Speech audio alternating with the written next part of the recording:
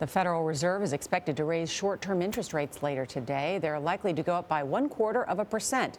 This would be the third rate hike in the past 15 months. The last increase before that was 2006. So if you save, invest, use credit, or want to buy a home or a car, listen up. CBS News business analyst Jill Schlesinger is here. Good morning. Good morning. First, what does this tell us about the health of the economy? Well, it tells us that the Federal Reserve believes the economy has gained some strength. There are two jobs that the Fed has. Make sure the economy is strong enough to create jobs, and make sure it doesn't move too quickly as to create inflation. So right now, the Fed is saying, hey, things look pretty good. Prices are rising slowly. This is a good time for our third rate increase of this cycle. And it means what for consumers? Well, it means a lot because it touches everyone, whether you're a saver or a borrower. So look, if you're a saver, it's been rough since the financial crisis and the recession. You've gotten less than 1% in all of these accounts. I'm not suggesting we're going back up to 5% anytime soon, but these 3/4 points have amounted to a little extra interest in your saving account.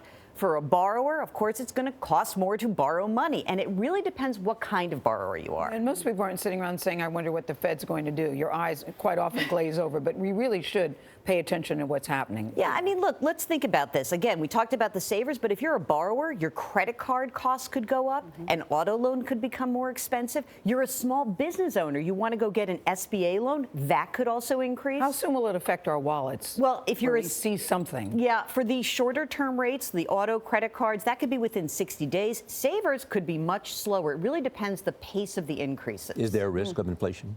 Not right now. I think eventually, if things heat up a lot, there is, and that would force the Fed to raise rates faster than anticipated. Right now, the bond market thinks there are going to be 3/4 point increases this year.